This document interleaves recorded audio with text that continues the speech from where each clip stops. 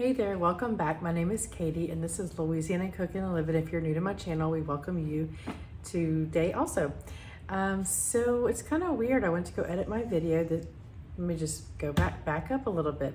We're making pear butter today. Our neighbor's nephew, I think, or niece, one of the two, has a bunch of pear trees and they brought us bags and bags of pears. So we decided to make some pear butter with them. And I filmed the whole video, went to go edit, and my intro was deleted somehow. So I'm just doing a little intro here to get you caught up to where we are in the video. So what I did was I just went into my Ball Canning Cookbook, and I'll leave this linked in the description box, and just looked up apple butter, which is on page 53 of this book.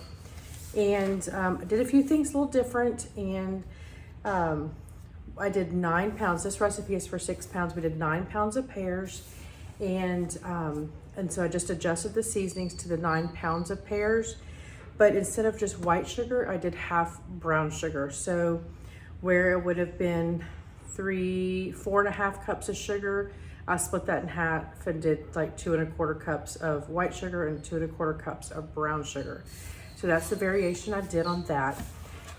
Peeled the pears, sliced them up, cored them, threw them in the crock pot.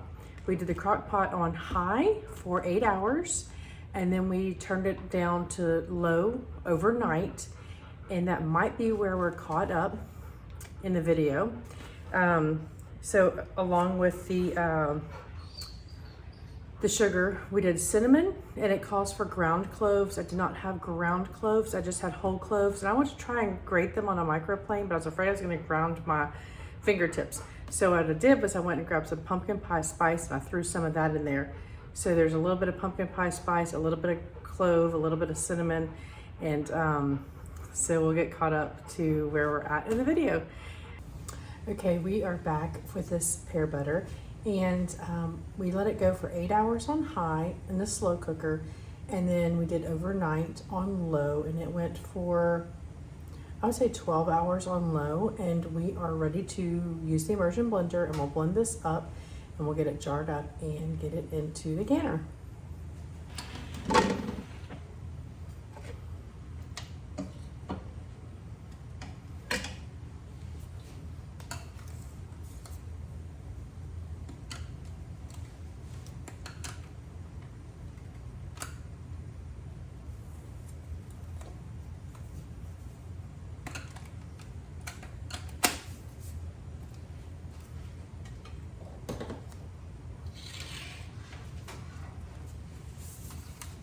All right, you want to do this really slow because it's very hot and you don't want it to splatter on you. So start at the bottom so it doesn't spray.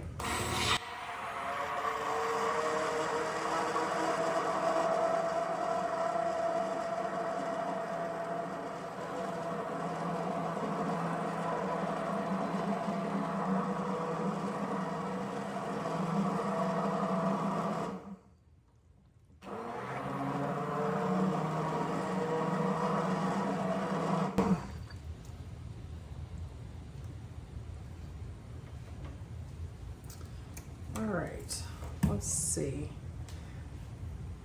Because there was so much liquid in this, we did leave the lid a little cockeyed on here to let some of the liquid evaporate. But I'm looking like we might need to let it evaporate a little bit more. Seems to be a little runny. So we will let this go for a little bit longer on high, again with the lid a little ajar. So we'll get this going again and we'll be back. All right, so our pear butter is finally finished. We let it run with the lid kind of ajar, like I said, on high for about 6 more hours to concentrate it down into more of a butter instead of a sauce. So I'm gonna get my jars. I've been letting them stay in my water bath canner here, so they are heated, so they're about the same temperature as our butter.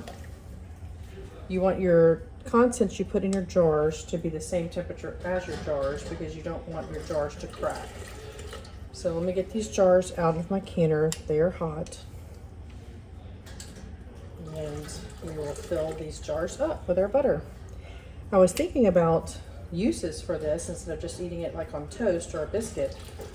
And one of the things I thought about was when people use an applesauce in like a cake or a cookie instead of an oil, that something like this would be really good in adding those fall flavors. With fall coming up with the cinnamon and the clove, and because we put that pumpkin pie spice in it, it's got the allspice in it, a little bit of nutmeg, a little bit of ginger.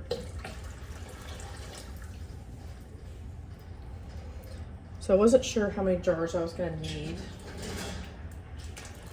This was 9 pounds of pears, if you remember, and I want to stick to the half pints, but I know I probably don't have enough half pints here, obviously. So I got out some pints also. But we're going to start with the half pints. Get my little funnel here. I like to use a measuring cup to ladle into my jars. I feel like it pours better than using like a ladle. So we're going to leave a half-inch head space on these. And we'll just fill these up. And then, like always with canning, we're going to use vinegar to wipe our rims to make sure they're good and clean so our seal is good. And then we'll use new lids and screw our rings down fingertip tight. And this will water bath can. I'm going to turn my fire up on my canner actually. This will water bath can for 10 minutes, I think. Probably should look at my cookbook again.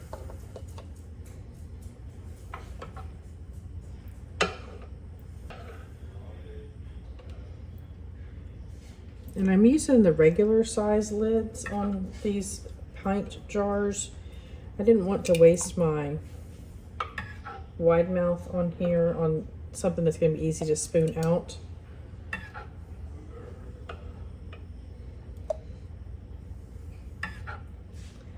So this has gotten nice and thick. You could really stop this at any point, depending on how thick you want the consistency.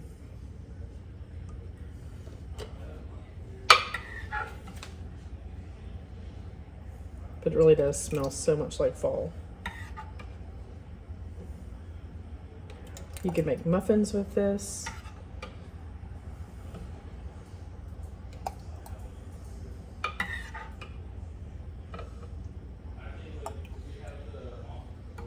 This would be great gifts.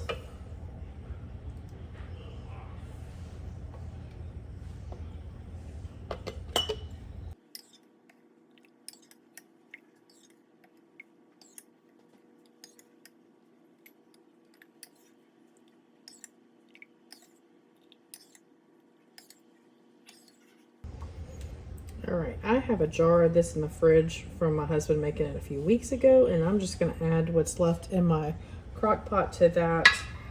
So I'm gonna move this out of the way, we'll wipe our rims off, and we'll get this in the canner.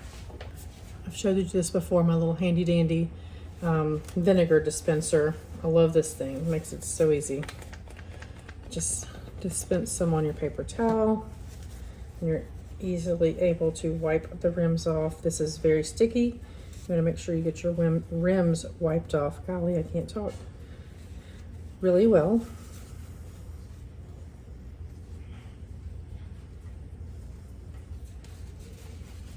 This you can even see where it's on the rim.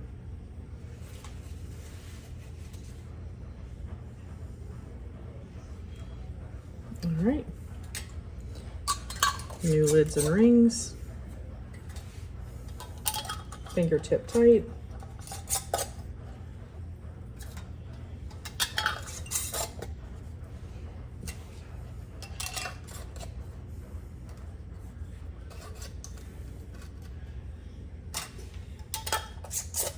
So this was 9 pounds of pears.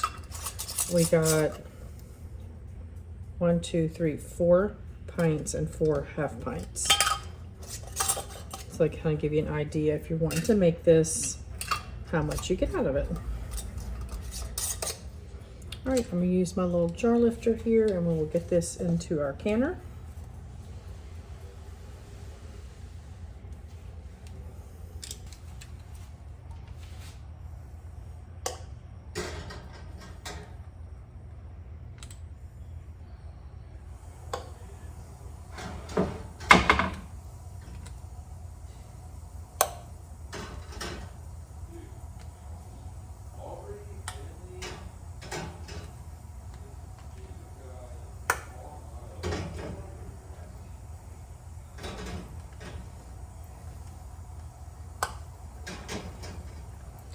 You want to make sure your water level is 1 to 2 inches above your jars, and it stays submerged the whole time.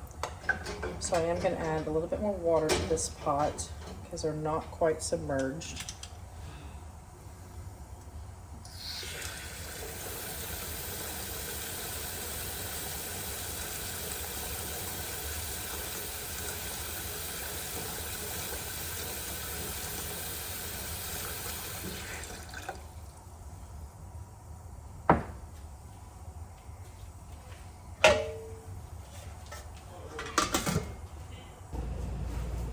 Okay, so we got all of our jars loaded up here in our canner, and they will process for 10 minutes.